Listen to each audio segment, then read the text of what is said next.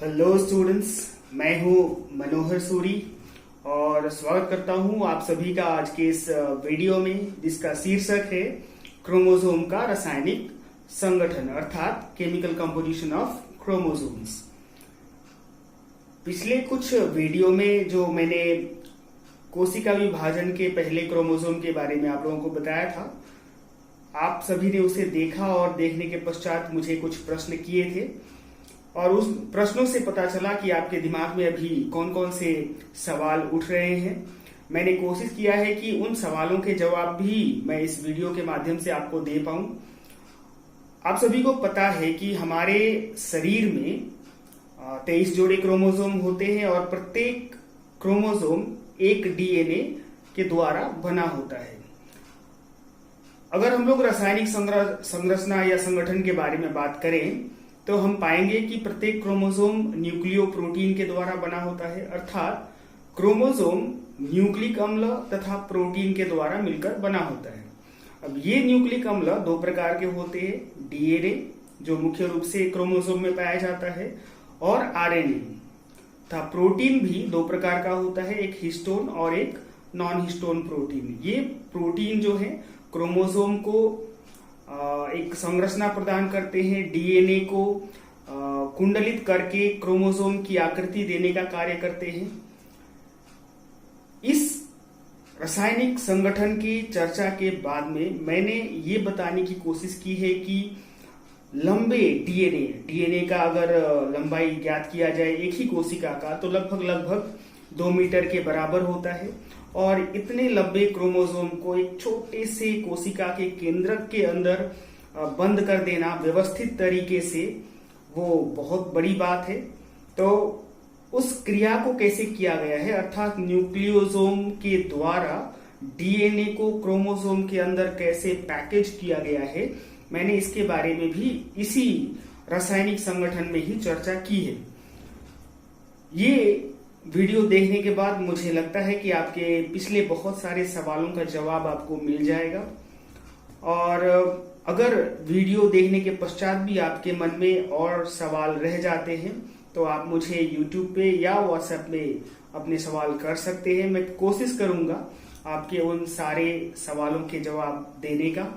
तो आइए देखते हैं ये वीडियो और समझने की कोशिश करते हैं कि क्रोमोसोम के अंदर कौन कौन से रासायनिक पदार्थ पाए जाते हैं, ये रासायनिक पदार्थ क्रोमोसोम के अंदर कैसे व्यवस्थित होते हैं और क्रोमोसोम किस तरह से हमारे आनुवांशिक गुणों को हमारे कोशिका के अंदर संजो के रखता है और समय समय पर उसे प्रकट करता है। अर्थात जो गुण हमारे माता पिता से हमें प्राप्त होते हैं वो क्रोमोसोम के अंदर होते हैं और ये क्रोमोसोम के अंदर जो गुण जीन के रूप में या डीएनए के खंड के रूप में होते हैं, ये कैसे प्रकट होते हैं, मतलब सूचनाएं क्रोमोसोम से हमारे कोशिका के बाहर कैसे आती है और हमारे शरीर पर कैसे स्पष्ट होती है, इसके बारे में भी थोड़ी सी जानकारी लेने की कोशिश करेंगे। इसके पश्चात का जो प्रश्न होगा वो आपके ऊंची कक्षाओं में आप जान पाएंगे उन सवालों के उत्तर। फिलहाल शुरू करते हैं क्रोमोसोम की रासायनिक संरचना।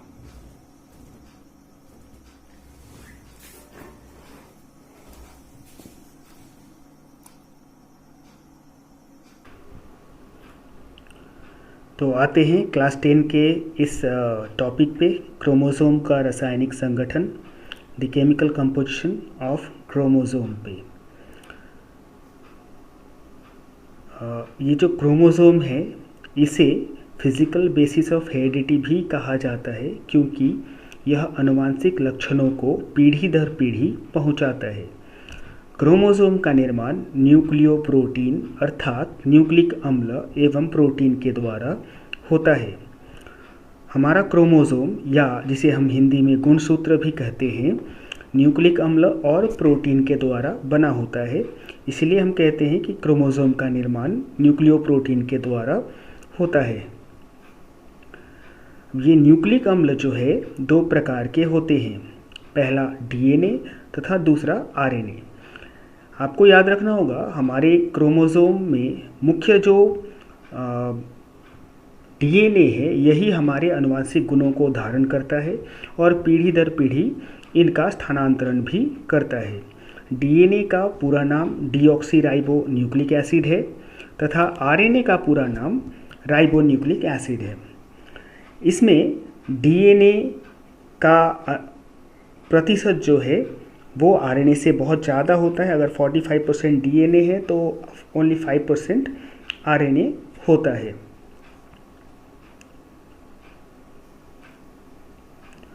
अब पहले आते हैं डीएनए पे। डीएनए एक बड़े आकार का यौगिक है जिसमें दो कुंडलित पॉलीन्यूक्लियोटाइड श्रृंखलाएं एक केंद्रीय कक्ष के चारों ओर राइट हैंडेड या क्लॉकवाइज स्प्रिंग की भांति ऐंठकर द्विकुंडलिनी अर्थात डबल हेलिक्स बनाती हैं। इस द्विकुंडलिनी की मोटाई जो है 2 नैनोमीटर या 20 एंगस्ट्रॉम होती है। डीएनए का अणु इस तरह न्यूक्लियोटाइड की दो श्रृंखलाओं से बना होता है। यह संरचना 1953 में वॉटसन एवं क्रिक नामक दो वैज्ञानिकों द्वारा दिया गया था। आप नीले रंग के संरचना में देख सकते हैं दो चेन के आकार की कुंडलित संरचना है और इसके बीच में सीढ़ियों के स्टेप्स की तरह आप देख सकते हैं संरचनाएं। वास्तव में ये सीढ़ियों के स्टेप्स जो हैं वो भस्म जोड़े या बेस पेयर्स हैं और ये भस्म 4 प्रकार के होते हैं: एडिनाइन, थायमिन, साइटोसिन और गुआनिन। ये पहले की वीडियो में आप लोग जान चुके हैं। और नीला जो रिबन शेप बैकबोन है इस डीएनए का, ये बना होता है फॉस्फेट और शुगर के द्वारा। तो फॉस्फेट, शुगर और नाइट्रोजनस बेस एक न्यूक्लियोटाइड का निर्माण करते हैं और न्यूक्लियोटाइड आपस में श्रृंखला बनाकर डीएनए के एक चेन या कुंडलिनी का निर्माण करते हैं और ऐसे ऐसे 2 चेन मिलकर डीएनए का निर्माण करते हैं। अब प्रत्येक न्यूक्लियोटाइड आपको पहले ही बता चुका हूँ फॉस्फेट ग्रुप, शुगर तथा नाइट्रोजनस बेस से बना होता है। यहाँ पे आपको याद रखना होगा डीएनए अर्थात डीऑक्सी न्यूक्लिक एसिड में जो शुगर या शर्करा होता है वो डीऑक्सी शर्करा होता है। अर्थात इसके शुगर में एक ऑक्सीजन का अणु जो होता है वो कम होता है और इसी कारण से इसे डीऑक्सी शुगर कहा जाता है।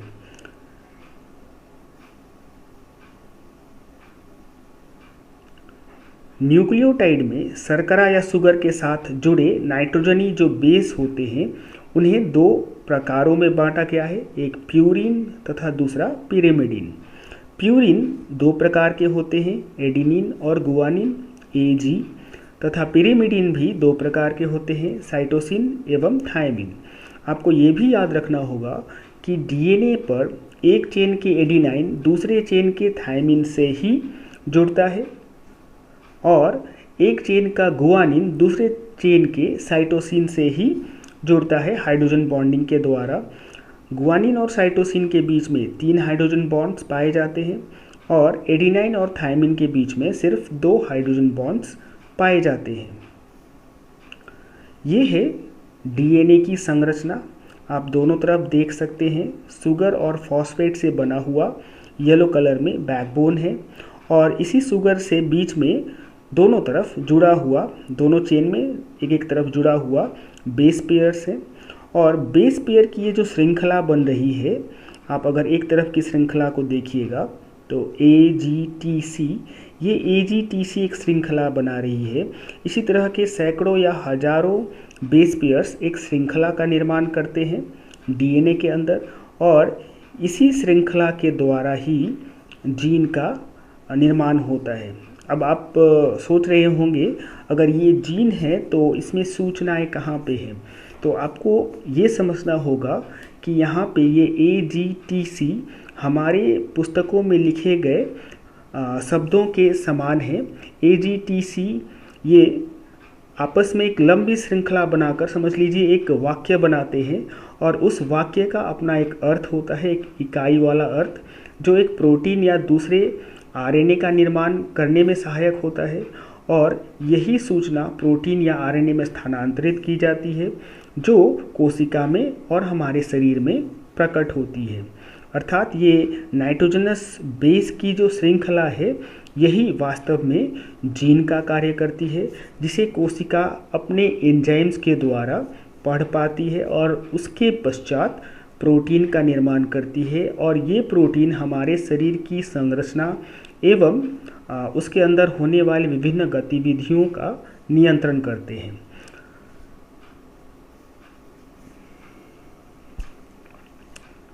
डीएनए के वे खंड जो किसी एक गुण या लक्षण को निर्धारित करते हैं, अब आप समझ चुके होंगे, उसे ही जीन कहा जाता है।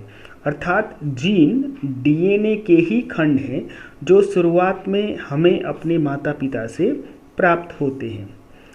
अब तक की जानकारी के अनुसार मनुष्य में कुल मिलाकर लगभग 20 से 25 हजार जीन, 23 जोड़े क्रोमोसोम या 23 जोड़े डीएनए में पाए जाते हैं।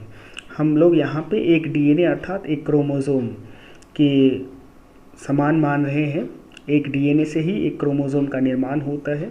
डीएनए एक बहुत ही लंबी आकृति है और इसी को कुंडलित करके लपेट कर क्रोमोसोम का निर्माण होता है। अब चित्र में देख रहे होंगे डीएनए का एक खंड गुलाबी पिंक रंग में दिखाया गया है और ये एक जीन है जो किसी एक प्रोटीन या एक आरएनए का निर्माण करने में सहायक होगा और इसी खंड को ही जीन कहा गया है। अब लंबे डीएनए को कैसे व्यवस्थित किया जाता है ये देखते हैं। एक कोशिका के समस्त डीएनए को फैलाया जाए तो लगभग 2 मीटर से कुछ ज़्यादा ही लंबी होती है। इतने लंबे डीएनए को एक सूक्ष्म केंद्रक में व्यवस्थित रखने के लिए डीएनए को 8 प्रोटीन इकाइयों से बने एक संरचना पे लपेटा जाता है। इस प्रोटीन संरचना को ही न्यूक्लियोसोम कहा जाता है। अर्थात न्यूक्लियोसोम जो है वो 8 प्रोटीन की इकाइयों से बना हुआ एक संरचना है जिसके ऊपर डीएनए लपेटा जाता है। इस न्यूक्लियोसोम में H2A, H2B, H3 तथा H4 प्रोटीन के 2 सेट पाए जाते हैं। अर्थात एक न्यूक्लियोसोम में H2A 2, H2B 2, H3 2 और H4 भी 2, कुल 8 प्रोटीन होते हैं। न्यूक्लियोसोम पर डीएनए 1.7 बार, मतलब पूरी 2 बार नहीं, 1.7 बार मुड़ा होता है, जिसे बाहर से एक H1 प्रोटीन बांधे रखता है और इस संरचना को स्थायित्व प्रदान करता है। इस तरह से ये जो संरचना डीएनए का बनता है इसे बीड्स ऑन अ स्ट्रिंग संरचना भी कहा जाता है। आगे देखते हैं और पता करते हैं कि ये न्यूक्लियोसोम वाला जो संरचना है इससे क्रोमोसोम का निर्माण कैसे होता है। यहाँ पे देखिए सबसे ऊपर में 2 नैनोमीटर मोटी डीएनए वाली संरचना है जिसमें सिर्फ डीएनए है और उसके बाद सेकंड स्टेप में वो 2 नैनोमीटर वाली डीएनए को न्यूक्लियोसोम के ऊपर लपेटकर बीड्स ऑन अ स्ट्रिंग संरचना बनी है जो 11 नैनोमीटर मोटी है। अब इस बीड्स ऑन अ स्ट्रिंग को फिर से कॉइल किया गया है जिससे 30 नैनोमीटर मोटी क्रोमैटिन फाइबर का निर्माण हुआ है। अब ये क्रोमैटिन फाइबर आपस में फिर कुंडलित होकर 300 नैनोमीटर मोटी एक संरचना का निर्माण करती है और ये 300 नैनोमीटर मोटी जो संरचना है ये अंत में क्रोमोसोम का हिस्सा है और इस तरह से 1400 नैनोमीटर मोटा क्रोमोसोम बना है। तो हम लोग अब जान सकते हैं, समझ सकते हैं कि किस तरह से डीएनए से क्रोमोसोम का निर्माण हुआ है और बीच में जो न्यूक्लियोसोम प्रोटीन है ये वास्तव में हिस्टोन प्रोटीन है जो क्रोमोसोम को कुंडलित करने में, पैकेज करने में, मतलब डीएनए को पैकेज करने में मदद करते हैं। इसके पश्चात आते हैं आरएनए पर। आरएनए भी एक प्रकार का न्यूक्लिक अम्ल है जो 4 प्रकार के न्यूक्लियोटाइड एडिनाइन, गुआनिन, साइटोसिन और यूरासिल से मिलकर बना हुआ होता है। यह एक पॉलीमर है, बहुत सारी यूनिट से मिलकर बना हुआ है। एक बात याद रखिएगा, यहाँ पे डीएनए की तरह एडिनाइन, गुआनिन, साइटोसिन और थायमिन नहीं, बल्कि थायमिन की जगह पे यूरासिल पाया जाता है और इसमें डीएनए की तरह दो नहीं बल्कि एक ही लड़ी या चेन पाई जाती है। इसके न्यूक्लियोटाइड राइबोस शुगर के बने होते हैं। आपने देखा था डीएनए के न्यूक्लियोटाइड डीऑक्सी राइबोस शुगर के बने थे, यहाँ पे ये शुगर राइबोस शुगर कहलाता है। और आपको याद रखना होगा आरएनए के अपने कार्य होते हैं और कार्यों के आधार पर आरएनए मुख्य रूप से 3 प्रकार के होते हैं। प्रत्येक कोशिका में 3 प्रकार के मुख्य आरएनए पाए जाते हैं। पहला राइबोसोमल आरएनए या आरआरएनए, दूसरा मैसेंजर आरएनए या एमआरएनए तथा तीसरा ट्रांसफर आरएनए या टीआरएनए। ये तीनों प्रकार के आरएनए अपना अपना कार्य करते हैं। पहला आरएनए जो है वो राइबोसोम जो प्रोटीन का निर्माण करता है उसके निर्माण में कार्य करता है। दूसरा जो है मैसेंजर आरएनए या एमआरएनए, यह वास्तव में डीएनए के ऊपर उपस्थित जीन को कॉपी करके केंद्रक के बाहर लेकर आता है यूकैरियोट में, और इसी सूचना के आधार पर फिर राइबोसोम के अंदर प्रोटीन का निर्माण होता है। और प्रोटीन के निर्माण के समय जो एमिनो एसिड्स चाहिए होते हैं वो एमिनो एसिड टीआरएनए लेकर आता है। मतलब प्रत्येक एमिनो एसिड के लिए एक विशिष्ट टीआरएनए होता है जो उनको लेकर एमआरएनए की सूचना के आधार पर राइबोसोम को देता है और राइबोसोम उनको जोड़कर जन या प्रोटीन सिंथेसिस की क्रिया होती है। अब आते हैं डीएनए क्रोमोसोम के दूसरे रासायनिक पदार्थ प्रोटीन के ऊपर। प्रोटीन एक बृहद अणु है जो एक या एक से अधिक पॉलीपेप्टाइड के मिलने से बना होता है। प्रत्येक पॉलीपेप्टाइड एमिनो अम्ल के आपस में जुड़ने या पॉलीमराइजेशन के द्वारा बना होता है, अर्थात एमिनो अम्ल प्रोटीन की इकाई है। क्रोमोसोम में पाए जाने वाले प्रोटीन 2 प्रकार के होते हैं, हिस्टोन प्रोटीन तथा नॉन हिस्टोन प्रोटीन। चित्र में आपको दिख रहा होगा हिस्टोन प्रोटीन से न्यूक्लियोसोम बने हुए हैं और नॉन हिस्टोन प्रोटीन न्यूक्लियोसोम के बीच वाले भाग में जो लिंकर डीएनए हैं उनको स्थायित्व प्रदान कर रहा है। इस तरह से हिस्टोन और नॉन हिस्टोन प्रोटीन मिलकर क्रोमोसोम की संरचना को स्थायित्व प्रदान करते हैं और लंबे डीएनए को क्रोमोसोम के अंदर पैकेज करने का कार्य करते हैं। अब हम देखेंगे कि जीन के अंदर जो आनुवांशिक गुण होते हैं उसका प्रवाह कोशिका में शरीर में कैसे होता है। डीएनए के विभिन्न खंडों में उपस्थित जीन की आनुवांशिक गुणों को प्रकट करने के लिए डीएनए का एमआरएनए में अनुलेखन अर्थात ट्रांसक्रिप्शन तथा एमआरएनए का पॉलीपेप्टाइड में प्रतिपादन अर्थात ट्रांसलेशन होता है। इस प्रकार से हम देखते हैं कि डीएनए में जीन की जो सूचना है उससे पहले आरएनए का निर्माण होता है और आरएनए में जो सूचना जो डीएनए से आती है उसी के द्वारा फिर प्रोटीन का निर्माण होता है। और इस तरह से जीन हमारे कोशिका में और हमारे शरीर में प्रकट होता है प्रोटीन के माध्यम से। आप सभी जानते हैं प्रोटीन के द्वारा ही हमारा शरीर बना होता है और हमारे सभी जैव रासायनिक गतिविधियाँ प्रोटीन के द्वारा बने हुए एंजाइम्स के द्वारा ही नियंत्रित किए जाते हैं। अर्थात हमारी संरचना और हमारी जैविक गतिविधियाँ जैव रासायनिक क्रियाएँ सभी डीएनए के द्वारा ही निर्धारित होती हैं, डीएनए में उपस्थित जीन के द्वारा निर्धारित होती हैं।